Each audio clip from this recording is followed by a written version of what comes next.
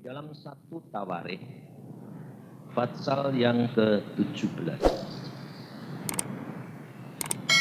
Satu Tawarikh, pasal 17. Mulai ayat yang pertama. Setelah Daud menetap di rumahnya, berkatalah ia kepada Nabi Natan, "Lihatlah, aku ini diam dalam rumah dari kayu aras. Padahal tabut perjanjian Tuhan itu ada di bawah tenda-tenda." Lalu berkatalah Natan kepada Daud, "Lakukanlah segala sesuatu yang dikandung hatimu, sebab Allah menyertai engkau." Tetapi pada malam itu juga datanglah firman Tuhan kepada Natan demikian, "Pergilah, katakan kepada hambaku Daud, beginilah firman Tuhan, bukankah engkau yang akan mendirikan rumah bagiku untuk didiami? Tetapi dan aku tidak pernah diam dalam rumah sejak aku menuntun orang Israel keluar sampai hari ini. Tetapi aku mengembara dari kemah ke kemah dan dari kediaman ke kediaman. Selama aku mengembara bersama-sama dengan seluruh orang Israel, pernahkah aku mengucapkan firman kepada salah seorang hakim orang Israel yang kuperintahkan mengembalakan umatku demikian? Mengapa kamu tidak mendirikan bagiku rumah dari kayu aras? Oleh sebab itu beginilah kau katakan kepada hambaku Daud, beginilah firman Tuhan semesta alam, akulah yang mengambil engkau dari padang ketika menggiring kambing domba untuk menjadi raja atas umatku Israel. Aku telah menyertai engkau di segala tempat yang kau jalani dan telah melenyapkan segala musuhmu dari depanmu. Aku akan membuat namamu seperti nama orang-orang besar yang ada di bumi. Aku akan menentukan tempat bagi umatku Israel dan akan menanamkannya sehingga ia dapat diam di tempatnya sendiri dengan tidak lagi dikejutkan dan tidak pula ditekan oleh orang-orang lalim seperti dahulu. Sejak aku mengangkat hakim-hakim atas umatku Israel, aku akan menundukkan segala musuhmu. Juga aku beritahukan kepadamu, Tuhan akan membangun suatu keturunan bagimu apabila umurmu sudah genap untuk pergi mengikuti nenek moyangmu. Maka aku akan membangkitkan keturunanmu yang kemudian, salah seorang anakmu sendiri, dan aku akan mengokohkan kerajaannya. Dialah yang akan mendirikan rumah bagiku, dan aku akan mengokohkan tahtanya untuk selama-lamanya. Aku akan menjadi bapaknya dan ia akan menjadi anakku. Tetapi kasih setiaku tidak akan kuhilangkan daripadanya seperti yang kuhilangkan daripada orang yang mendahului engkau. Dan aku akan menegakkan dia dalam rumahku dan dalam kerajaanku untuk selama-lamanya. Dan tahtanya akan kokoh untuk selama-lamanya. Tepat seperti perkataan ini dan tepat seperti penglihatan ini, Natan berbicara kepada Daud. Mari saudara kita berdoa. Tuhan Yesus, firman-Mu sudah hamba bacakan sebagian. Sekarang berikanlah kepada kami pengertian, supaya kami dapat mengerti, menangkap apa yang menjadi rencana dan kehendak-Mu di dalam hidup kami, supaya kami dapat menggenapkan. Terima kasih Bapak. Dalam nama Tuhan Yesus, mari Tuhan Roh Kudus, Engkau yang berkarya dalam hidup kami. Haleluya. Amin. Saudara, kita perhatikan firman Tuhan hari ini. Kalau ada seseorang mempunyai rencana untuk membangun bait Allah, sama dengan apa yang dikatakan MC tadi, ingin menjaring apa? Jiwa-jiwa banyak-banyaknya rindu. Nah, itu baik apa enggak? Hah?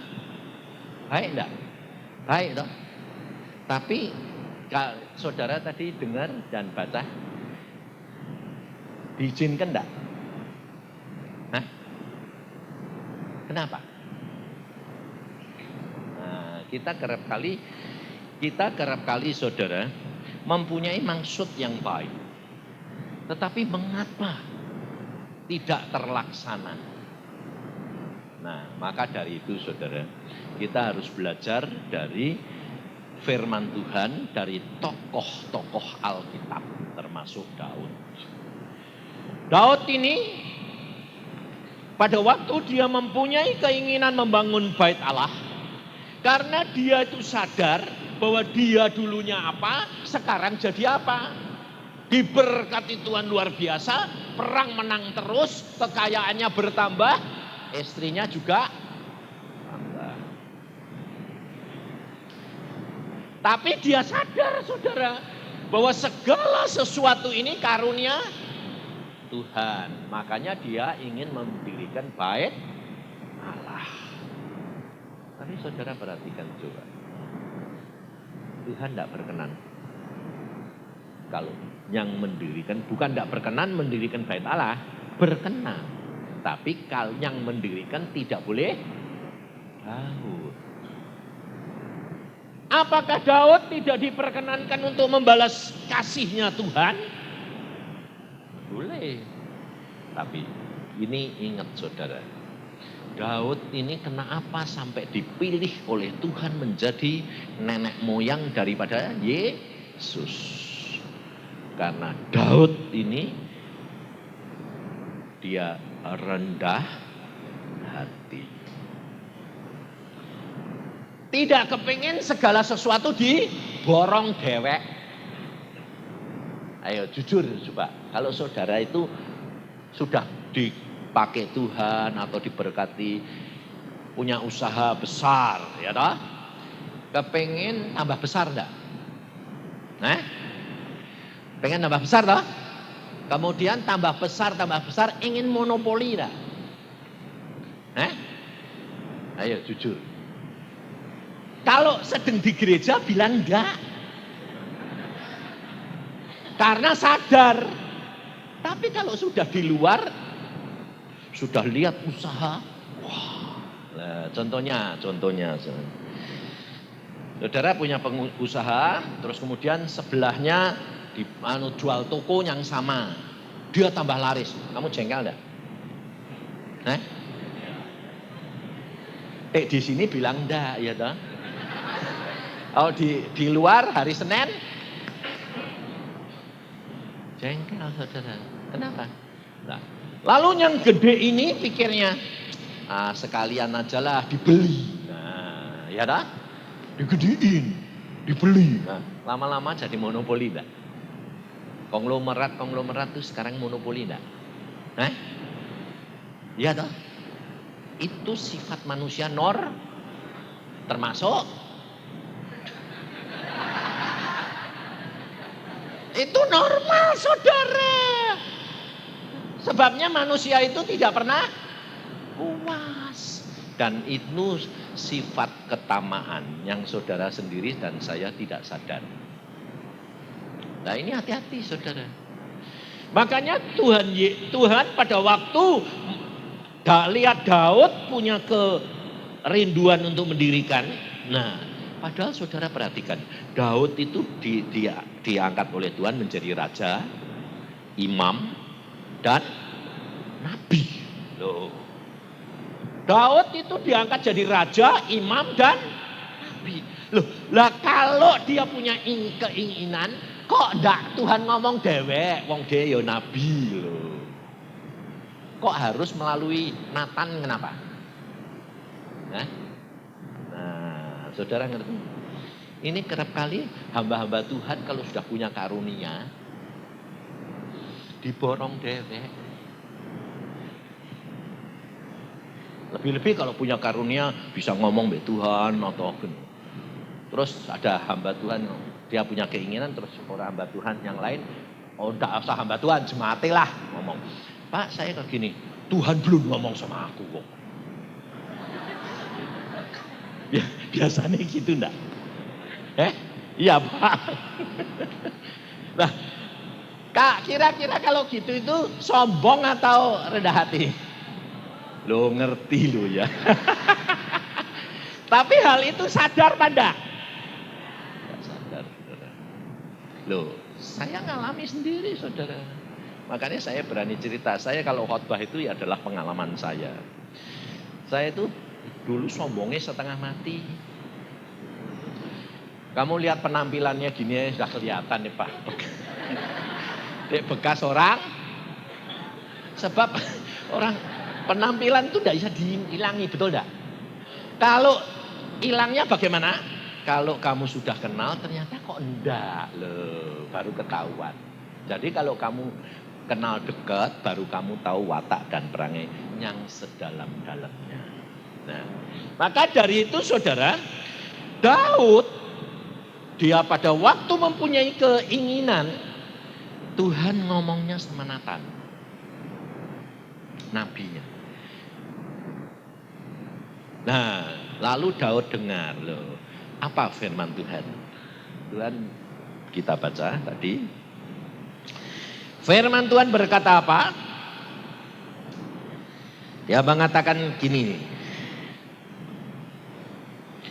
Beginilah firman Tuhan, akulah yang mengambil engkau dari padang ketika menggiring kambing domba. Firman Tuhan itu selalu mengingatkan kita kepada apa? Asal usulmu itu loh siapa? Tapi saudara kerap kali lupa. Asal usulnya itu orang dosa. Makanya itu, saudara saya jadi orang Kristen. Kalau kamu tidak sadar bahwa kamu jelek, tidak bisa jadi orang Kristen. Kenapa? Sebab kamu tidak akan membutuhkan Yesus kalau kamu merasa baik. Betul tidak? Banyak tidak pengusaha yang jadi Kristen tambah diberkati, kok tambah diberkati? Jadi Kristennya itu pada waktu diberkati atau pada waktu bangkrut? Kenapa kok pada waktu bangkrut? Sebab butuh. Jadi butuhnya Tuhan karena duit atau karena keselamatan? Nah, karena duit, betul. Tapi diubah Tuhan menyadarkan bahwa segala sesuatu itu tidak ada artinya tanpa Tuhan. Semua itu anugerah, saudara. Maka dari itu Tuhan Yesus berkata begini, belajarlah kepadaku karena aku lemah lembut dan rendah hati. Tanpa kerendahan hati, saudara tidak akan sampai pada akhirnya. Saudara kan mau hidup di dunia ini jadi orang Kristen ini pentingnya perlunya buat apa loh? Masuk surga toh? Atau cuma diberkati di dunia toh? Tuhan Yesus pernah berkata gini sama orang Farisi, sama ahli Taurat.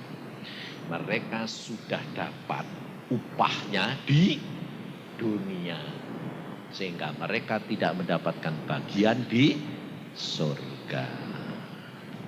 Jadi kalau saudara dan saya mau masuk surga, saudara dan saya ada harga yang saudara dan saya harus bayar. Tanpa harga yang harus saudara dan saya bayar, saudara tidak akan masuk. Makanya saya selalu katakan, yang susah masuk surga itu adalah orang kaya. Ya toh, Alkitab yang ngomong. Yang kedua adalah orang pintar. Ahli Taurat orang Farisi tidak bisa percaya Yesus, betul? Karena kepintaran. Jadi yang double susah apa? Kaya,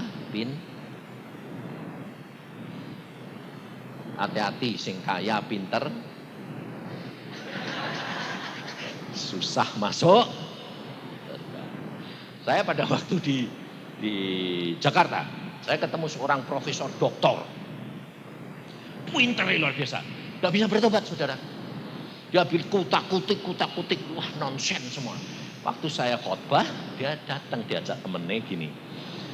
Datang dia bilang, saya bilang, orang yang susah masuk surga adalah orang pintar. Double, susah, kaya lagi. Dia kaget. Dia bilang, ini pendeta kurang ajar.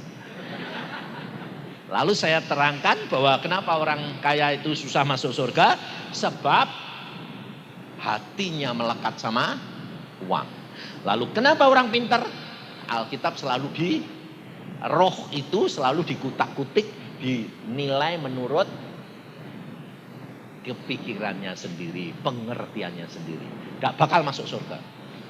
Isa bertobat saudara, dia bilang, sadar, dia bilang gini, itu aku. Habis jengkel dia bilang, betul itu aku. Terus dia nemuin, dia bilang, bagaimana saya bisa masuk surga? Cepat bertobat, buang. Waktumu singkat. Kaget deh, loh waktu singkat apa? Kamu enggak tahu ya, waktumu itu cuma singkat.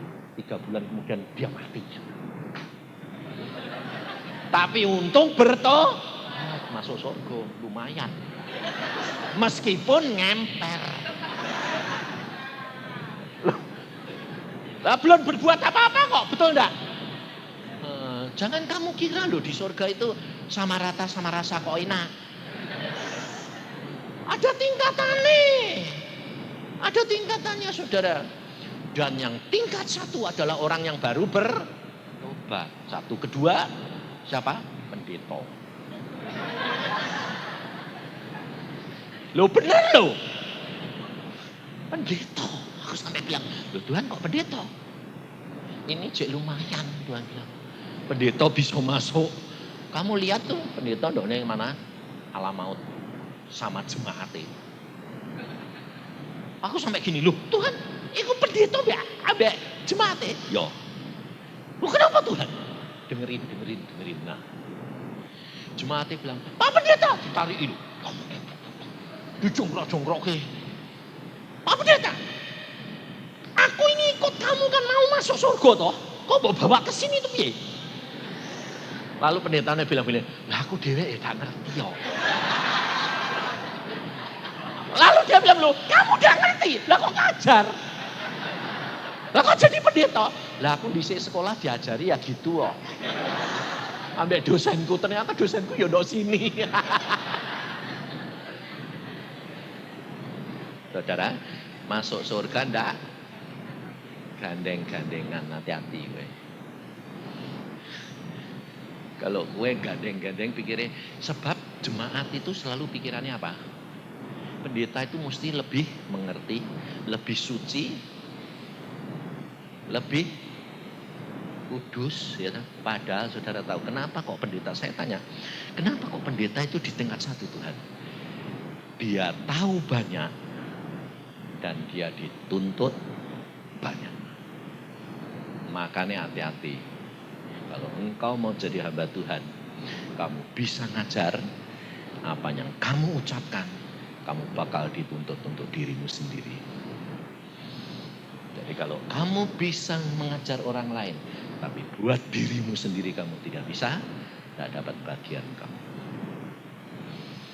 Dan saya lalu tanya lagi, Tuhan, ini kenapa kok pendeta banyak yang di sini? Justru yang gede-gede loh saudara. Jadi jangan kamu kira pendeta kecil-kecil itu kalah sama gede-gede, yang gede-gede, yang di tingkat 1. Makanya saya lalu bilang, Tuhan aku di rambut jamin tidak mau aku. Repot aku ngapain susah-susah di dunia. Akhirnya ini tingkat 1 tok. Ngemper bodoh baru bertobat aku bilang.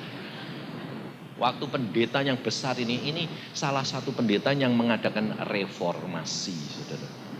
Di tingkat 1. Dia ditanya, loh Pak Pendeta, Bapak di sini ya seneng ya.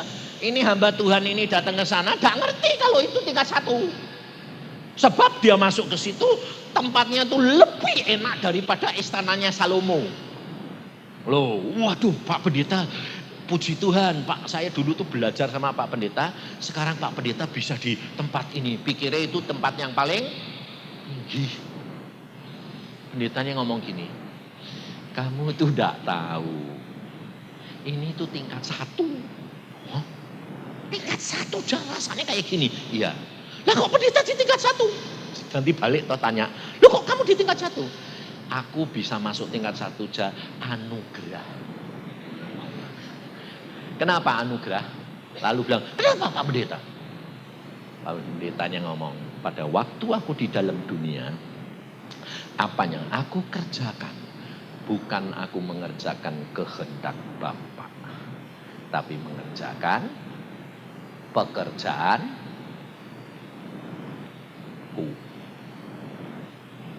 Pekerjaan Bapa, tapi bukan kehendak Bapa.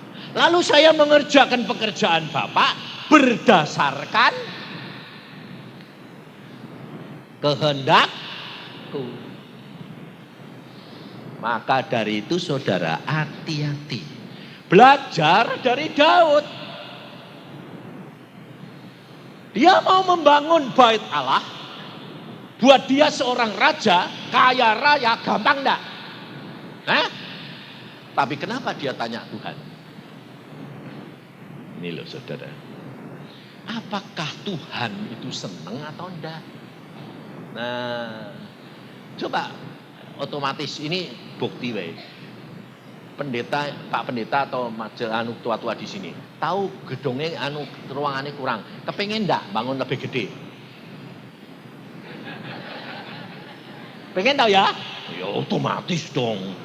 Maksudnya baik enggak? Memberi tempat kepada jemaatnya. Segala sesuatu hadapkan di hadapan Tuhan. Sebab kalau motivasi kan kita sudah berubah, gedungnya tambah besar loh. Ini omongan pendeta dewek loh, yang saya dengar dewek. Tak cukup Pak.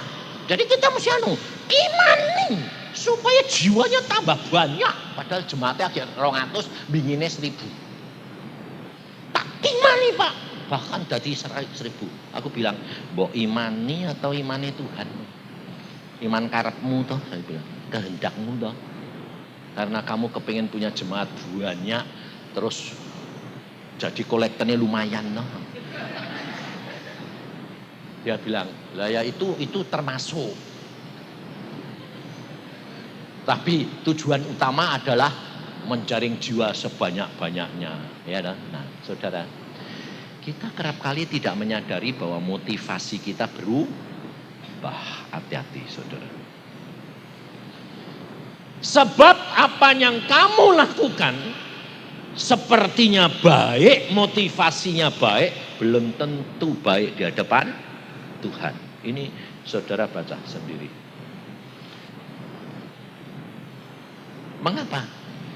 Hamba Tuhan ini pada waktu tanya gitu, hamba Tuhan dia berkata begini, aku bisa masuk ke tingkat 1 karena anugerah Tuhan Yesus. Aku harus tempatku di alam maut. Karena aku selama jadi hamba Tuhan di dunia, aku hanya mengerjakan kehendakku sendiri. Visiku sendiri. Aku punya jemaat puluhan bahkan ratusan ribu.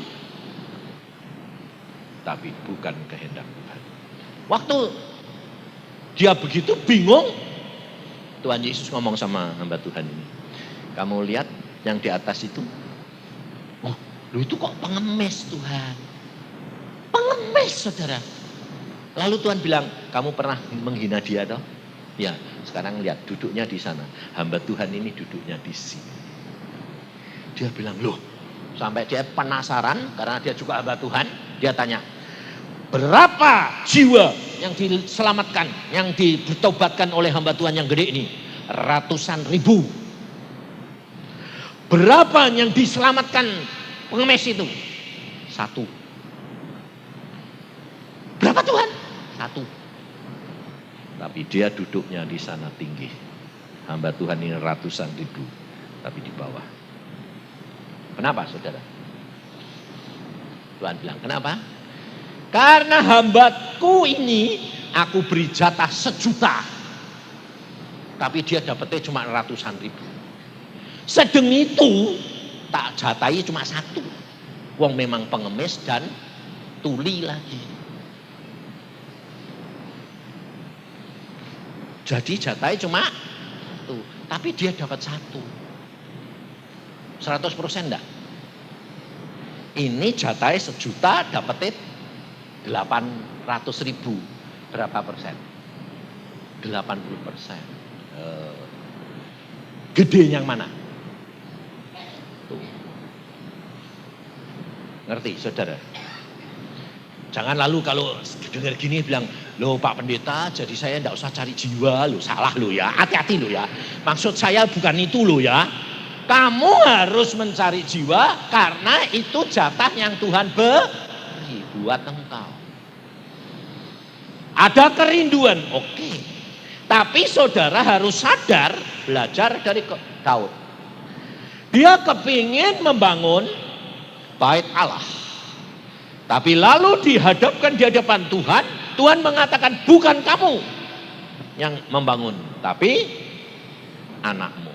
Nah, lalu kalau Daud tahu bahwa yang membangun orang lain, dia menyediakan bahan enggak? Iya lah, ini rendah hati saudara. Ini rendah hati. Kita kerap kali kalau mau tahu orang lain yang bakal dapat, kamu bantu nyediain enggak? Enggak mau dah? Hah, hasilnya untuk dia, ngapain? Malah gini, rasain lu, tidak tak bantu enggak bisa bantu. Ngerti enggak? Itu kesombongan saudara.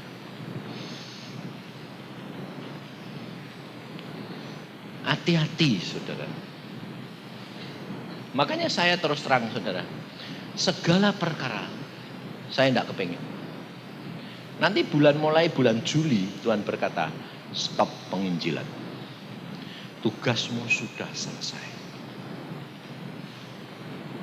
Saya nurut, saya bilang puji Tuhan. Padahal Tuhan ngomong tugasmu sampai bulan Juni ini saja. 2 tahun saya keluar. 3 tahun dulu, tahun 94 Januari sampai Juni 97 Tuhan bilang duduk diem. 1 hari doa 5-6 jam, baca Alkitab. Aku mau kamu gaul dengan aku secara pribadi. 3 tahun setengah. Nggak pelayanan, nggak nginjil, nggak konseling. Duduk diem 1 hari 5-6 jam di bawah kaki Tuhan. Kira-kira nih itu bermanfaat apa enggak? Ayo, secara akal, secara manusia enggak ada manfaatnya. Sedang kalau saya menginjil, jadwal saya tuh 2 tahun penuh. Pergi ke seluruh dunia. Tapi Tuhan bilang stop, ya stop. Nurut aja. Lalu bulan Juni Tuhan bilang, Juli keluar.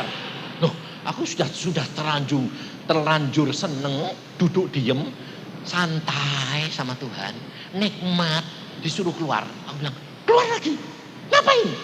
Nginjil, hah? Kon suruh berhenti, sekarang nginjil lagi. Keluar, Tuhan bilang, nah, keluar. 2 tahun Tuhan bilang, stop. Kayak orang mainan dah. Makanya hamba-hamba Tuhan bilang, itu penginjil aneh, sesat. Ya toh? Saya bilang, loh Tuhan dianggap sesat lah. Tuhan bilang, dia nganggap sesat wong ndak ngerti. Ya wis ben toh. Aku ya wis ben. Ndak sakit hati. Ndak, wong memangnya bodoh. Memangnya aneh kok ya toh. Aku dheweke bilang, Tuhanku aku dicap aneh. Wong hidupku iki mbek engkau itu aneh. Aku sendiri, anak-anakku sendiri kalau saya tanya, kamu lihat hidupnya papa piye? Kamu lihat cara menikmati bersama dengan Tuhan bagaimana? Anak bilang apa? Luar biasa Pak, tapi tidak masuk akal. Menikmati, ngerti, tapi tidak masuk akal. Sebabnya apa? Aneh-aneh kok Tuhan. Aneh-aneh Tuhan. Sebabnya apa saudara? Orang itu kalau nurut, Tuhan sudah berkata, aku yang menetapkan langkah-langkah orang yang hidupnya berkenan. Jadi kalau kamu berkenan, pasti ditetapkan. Lah, kalau ditetapkan punya jatah enggak? Punya. Nah, jatah itu akan engkau raih kalau engkau melekat di dalam tangan Dia. Tapi jatah yang saudara pikirkan bukan yang dipikirkan oleh Tuhan. Nah itu yang saudara harus tahu. Taunya bagaimana? Contohnya, mamanya saya ini dulu mata duitan. Dulu. Terus kemudian ikut Tuhan, dikasih jalan keluar. Setiap kamu terima persembahan, doa. Ini untuk sapa Tuhan. Nah wes, menang. Sudah, jadi sudah tidak mata duitan. Sudah tidak kepingin apa-apa. Nah, tapi ternyata saudara, apa yang saya merasa sudah biasa, sudah tidak kepingin, itu belum tentu saudara sudah bebas. Satu saat Tuhan ngomong sama saya, Yusa, kamu itu ternyata masih terikat. Satu saat Tuhan ngomong sama saya, Yusa, kamu itu ternyata masih terikat salah satu mobil. Terikat kamu. Anda sejak engkau mengatakan aku tidak mau kamu terikat mobil, aku tidak suka mobil. Ya suka sih suka, cuma enggak berani, kepengin. Gitu. Tapi Tuhan bilang apa? Kamu masih, taunya nanti kamu lihat. Nah benar saudara. Sebetulnya saya sudah tidak kepengin karena mobil saya sudah diganti bagus terus kok. Jadi sudah tidak kepengin. Nah, tapi satu saat timbul kebosanan ada. Lalu saya cuma ngomong, lihat mobil saya masih bagus, tapi sudah 2 tahun jadi sudah bosen. Tuhan aku kok sudah bosen dengan mobil ini toh. Tak sadar ngomong, boleh ganti ya Tuhan. Tuhan bilang, ganti ya ganti. Ganti Tuhan, ganti. Saya ngomong sama istri saya, yang, aku mau ganti mobil. Kamu ini loh, kok masih terikat sama mobil? Saya diingatkan istri saya begitu masih tidak sadar. Saudara. Saya bilang, enggak.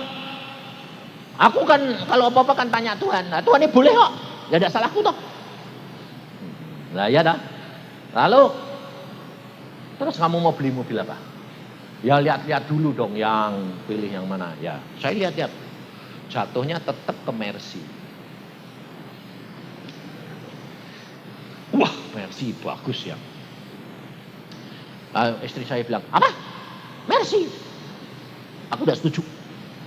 Aku bilang, selama hidup istri saya itu tidak pernah bilang tidak setuju kalau sama saya. Kenapa? Dia paling trauma. Kalau tidak setuju mesti tak gentak. Sebab saya asalnya itu gualai setengah mati saudara. Aku sampai ya tetap tak gentak lagi, cuma tidak keras. Cuma gentak gini, sejak kapan gue mulai tidak setuju?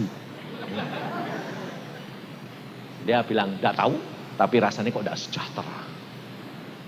Tapi kamu tidak sejahtera kalau Tuhan bilang oke, terima ya. Oh ya tak terima karena Tuhan. Ya wis. Dapat persembahan saudara. 30 juta. Tuhan ini buat siapa? Tetap konsisten. Katanya mau beli mobil. Ya tak kantong. Dapat lagi 50. Loh Tuhan kok dapat 50 lagi? Lah ya katanya mau beli mobil. Kantong. Wes karena sudah 80, mikir mobilku tak jual. Tak tawarkan 30. Jadi sudah dapat 110 juta. Ngobrol sama Tuhan. Tuhan, kalau hari ini ada orang yang ngasih saya 190 juta, aku beli Mercy Tuhan. Sampai tiau ini. Bel berbunyi saudara. Kering. Cari Pak Yusa. Ya. Di depan saya ada duit 50 juta sama 190 juta. Bayangin. Dia bilang apa? Pak Yusa boleh pilih yang mana? Bayangin saudara. Kaget enggak gue? Kaget ngomong be Tuhan. Langsung ada orang telepon. Terus saya terima gitu, ada suara lagi. Suaranya bilang apa? Bukankah Tuhan sangat mengasihi engkau? Ayo, kalau kamu mengalami kayak gitu, kamu pilih yang mana?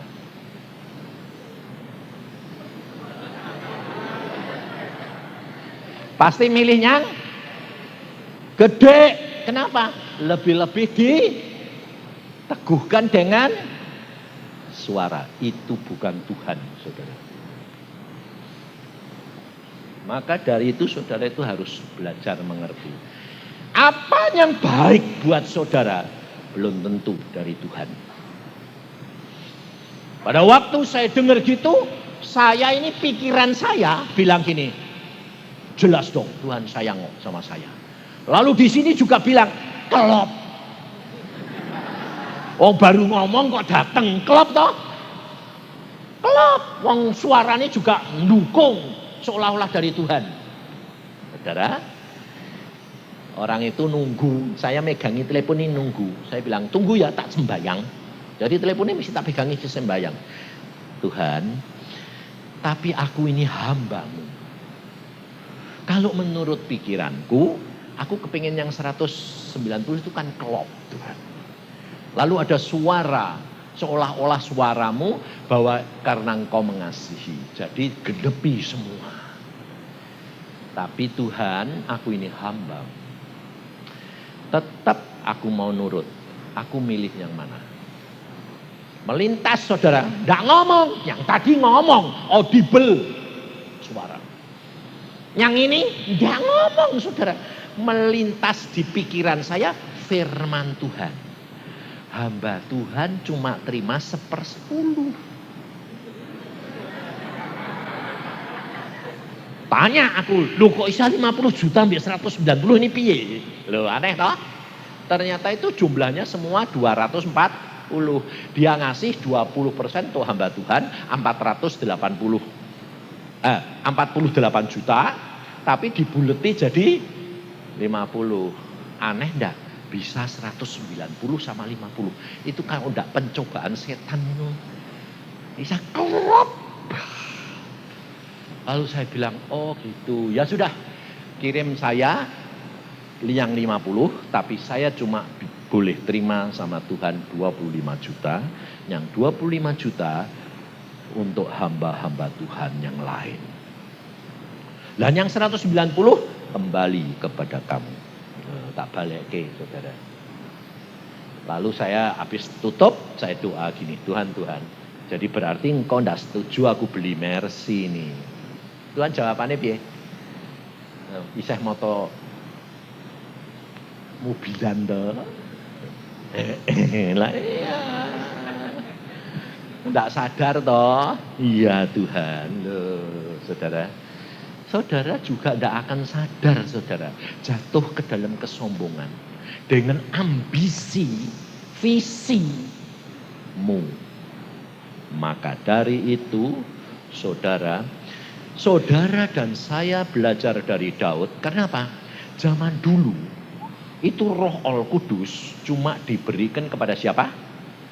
Raja, imam, dan nabi. Tapi zaman sekarang Roh Al-Kudus diberikan siapa? Setiap orang percaya. Maka dari itu saudara di dalam tindakan apapun saudara harus komunikasi dengan minta pimpinan Roh Kudus.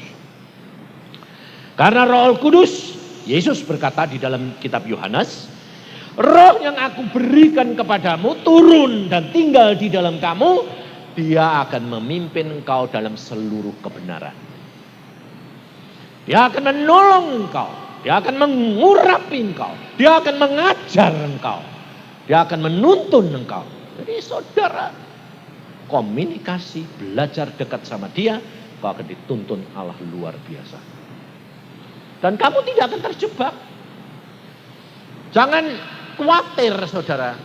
Ini pengalaman saya ngalami. Saya nurut sama Tuhan. Nurut, ya sudah. Jadi aku tidak boleh beli Mercy Tuhan. Tidak, pakai Galen. Dikasih Galen tahun 93. Saya bilang, oke, saya beli. Nah pakai. Saudara tahu?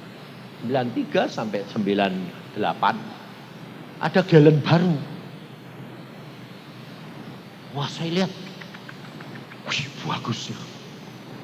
Loh, ternyata tetap masih matamu bilen. Tapi sadar, nah beda. Tadi tidak sadar, ini sadar. Waduh Tuhan aku kok masih matamu bilen nih. kok iketannya kok susah sih Tuhan ngilangi. Lah iya. Nah, jadi saya lihat gitu, saya lihat mobil saya masih bagus, gak berani minta saudara, gak berani. Saya cuma bagus ya. Tapi wong mobilku masih bagus kok Tuhan. Ndak, minta ndak. Cuma saya sama cucu saya, Kong bagus ya Kong. Minta sama Tuhan. Gak boleh. Kenapa? Mobil engkong masih bagus. Lah terus bagaimana Kong? Bagus loh Kong. Iya meneng aja, diam. Langsung saya lihat gini. Tuhan, bagus ya Tuhan ya. Apik loh Tuhan. Bentuknya kayak ikan hiu lagi. Terus saya duduk di belakang setir, saya bilang, enak loh Tuhan, enak. Oh enak Tuhan, saya ngomong. Enak ya Tuhan, enak loh Tuhan. Wes, enggak minta, enggak. Cuma menghimbau.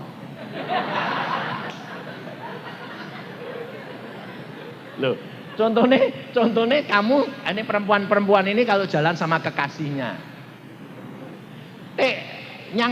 Yang perempuan ini minta, pergi toko minta, terus laki takut enggak?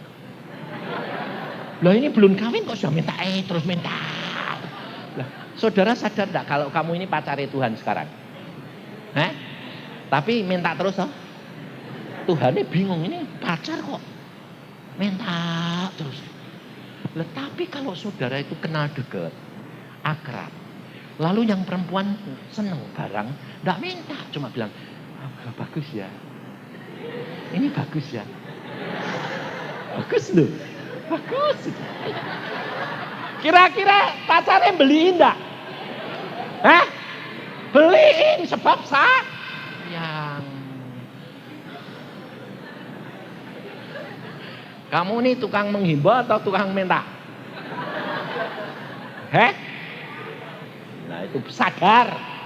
Kalau kamu ini tukang minta-minta, makanya dapetnya cepet. Tapi kalau kamu menghimbau dapetnya bukan setia, kehendakmu. Betul? Makanya itu waktu saya keluar dari showroom, saudara tahu, dia ngomong, nanti tak kasih. Saya bilang, makasih. Lalu kalau sudah gitu, jangan saudara tiap hari ketemu Tuhan. Mana? Mana? Enggak bakal dikasih. Karena apa? Jengkel Tuhan nih. Kok enggak percaya? Saya enggak ingat saudara, enggak ingat. Enggak ingat. Saya bilang terima kasih. Lalu saya bilang sama cucu saya yang 4 tahun, Tuhan ngomong, nanti Kong dikasih. Tuhan baik ya Kong? Iya. Lalu saudara tahu, seminggu kemudian, cuma seminggu. Tapi saya bukan urusan mobil. Urusan sama anak saya. Saudara tahu? Anak saya itu susah. Dia datang sama saya gini, Pak. Kenapa? Saya itu lusa bayar 280 juta, enggak ada duit Pak. Barangku belum laku Pak, tanahku. Properti sekarang payah. Aku tak utang ya Pak. Sembayang. Jangan ambisi. Sembayang, minta Tuhan. Masuk kamar sembayang. Keluar 1 jam bilang, Tuhan boleh. Aku bilang, Tuhan boleh Tuhan. Enggak. Loh. Lah kok dia bilang boleh? Lah wong karepe utang. Ya wis tak izinke lho iki. Oh ngawur kowe aku bilang itu. Kenapa? Itu bukan kehendak Tuhan. Itu seizin Tuhan karena kowe wis karep. Nah, saudara tahu kalau saudara berdoa tapi saudara sudah punya motivasi dan kacamata berubah. Saudara, itu bukan belum tentu kehendak Tuhan. Lalu saya bilang, Alamina, silahkan utang. Utang biasa sama teman saya. Teman saya ditelepon. Om, mau pinjam duit om. Berapa? Sampai Tiao. Kapan? Besok. Ya oke. Oke, tanpa jaminan, tanpa apa loh saudara. Oke, kowe anake bapakmu kok. Nah terus si teman saya telepon saya sore-sore. Bisa, anakmu tadi telepon dia mau pinjam aku duit 300 juta. Terus mau kasih? Tak kasih anakmu ngawur, aku bilang gitu. Lu kenapa? Sembayang sih. Ngawur. Tanya Tuhan boleh enggak? Tera iso bayar rasain lu. Besok pagi-pagi dia telepon saya, teman saya. Betul Pak, enggak boleh. Lah iya, kasih tahu. Enggak usah kasih. Telepon dia. Saya ini keluar dari kamar, dia bilang gini, Pak bener kamu, enggak boleh. Om itu kemarin sudah bilang oke, hari ini bilang Tuhan tidak boleh. Enggak jadi. Nah ini piye Pak? Aku muni lah piye sembayang. Tapi dia tak masuk sembayang, aku ya turut sembayang mau bapak, bingung aku. Aku sembayang, Tuhan, aku ini hambamu, aku ini kaya, yo gampang, 280 kecil lah. Tapi aku tidak punya Tuhan, yang kaya itu Engkau. Aku tidak minta, tidak berani minta. Cuma aku bilang gini, Tuhan, pada waktu aku ke surga, jalanan itu mas itu putih, murni luar biasa. Makanya bening kayak air berkilauan, nah kayak kaca. Jalanannya itu mas Tuhan, aspale mas, krikile mas, watune yo mas. Kalau engkau mau, seandainya engkau mau, krikile lah tendangan. Saudara enggak pernah sembahyang gitu lah? Enggak, karena aku tak akan. Tadi diperintah Tuhan ngirim duit kamu. Berapa? 400 juta. Zaman Krismon, saudara. 400 juta. Wah, aku ya kaget tuh ya. Kagetnya gini, buat apa? Bukan seneng, kaget. Buat apa? Gak tahu. Tuhan merintah suruh ngirim kamu. Aku sik tak sembayang. Tuhan, ini duit gopo sama nyake ini. Lupa tadi sembayang. Terus Tuhan jawabnya gini, lah kamu tadi sembayang bukan nendang krikili. Tak tendang bingung. Oh, buat tendang temenan toh Tuhan. Lu temenan piye tok iki. Lah aku bilang, lah terus piye ini? 400 juta ini buat apa? Pembagiannya piye Tuhan? Terus Tuhan bilang, 280 juta berikan anakmu. 40 juta buat perpuluhan bagi hamba-hamba Tuhan. 80 juta buat kamu. Oh, aku mau kasih 8 juta buat apa? Karena aku janji beli mobil, ganti mobilmu. Kamu punya uang 10 juta atau? Punya kalau 10 juta. Tambahin mobilmu bawa showroom, guling. Kamu dapat mobil Gelen baru yang kamu suka, yang aku janjikan. Saudara. Allah kita luar biasa toh. Makanya jangan membatasi. Tapi kalau punya kerinduan, punya kehendak, hadapkan kepada Tuhan. Sebab belum tentu yang menurut kamu baik. Tuhan senang. Ini penting, saudara. Mengapa?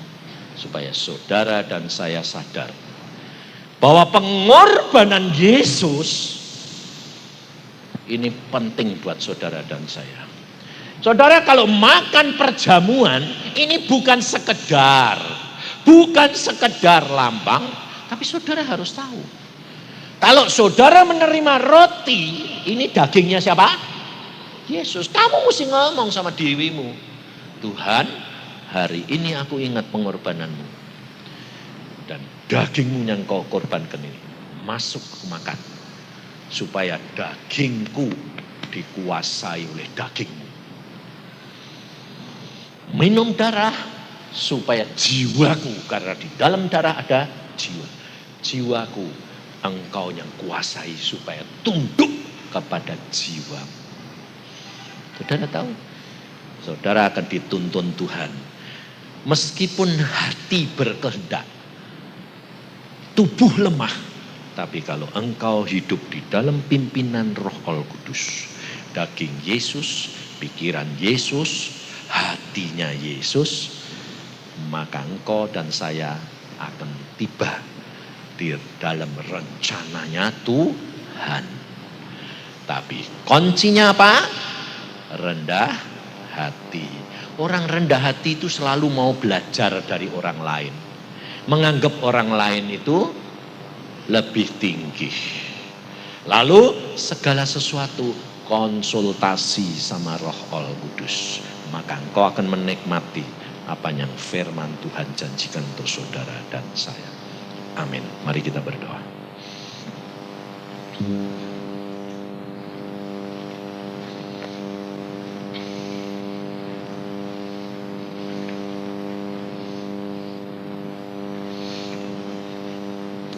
Tuhan Yesus, firman-Mu sudah hamba sampaikan. Engkau tahu keadaan anak-anak-Mu di tempat ini, Tuhan. Tidak ada sesuatu pun yang tersembunyi di hadapan hadirat-Mu. Dan Engkau sendiri yang berbicara, Tuhan. Apakah selama ini kami melakukan menurut kehendak dan rencana-Mu, atau kami menurut keinginan, ambisi, dan kehendak kami sendiri? Supaya jangan sampai kami didapati, Tuhan, mencuri kemuliaan. Kami mau tinggal bersama dengan Engkau di surga. Kami mau menjadi kekasih-Mu. Kami mau, Tuhan, menjadi sahabat-Mu. Bukan mencuri kemuliaan.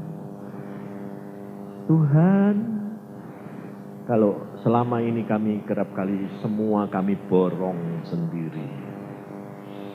Karena kami merasa kami mampu. Kami sudah belajar. Kami bisa. Itu adalah satu kesombongan bagi kami. Ampuni kami karena kami tidak sadar, Tuhan, bahwa kami masih terikat dengan apa yang menjadi hobi kami, pekerjaan kami, uang kami, rumah kami, anak kami, istri kami, suami kami, orang tua kami, pekerjaan kami. Yesus, ternyata kami tidak layak, Tuhan. Kami mau belajar seperti Engkau, mengosongkan diri-Mu, tidak menganggap kesetaraanmu dengan Allah, dan Engkau menjadi manusia seperti orang berdosa, meskipun Engkau sendiri tidak berbuat dosa. Berikan kepada kami jubah kerendahan hati. Kami mau, Tuhan, jadi seperti Engkau. Belajar daripada-Mu, rendah hati, menurut, taat. Kami tahu bahwa itu tidak masuk akal. Tapi kami mau, Tuhan, karena kami tahu rencana-Mu dalam hidup kami pasti baik. Biarpun sementara ini kelihatannya belum baik, tapi Engkau sudah mati bagi kami. Engkau sudah bayar bagi kami. Maka kami mau. Kami mengucap syukur kalau kami boleh mengalami penderitaan-Mu sebagian kecil. Supaya kami mengasihi Engkau. Karena kami sadar tanpa Engkau kami tidak dapat berbuat apa-apa.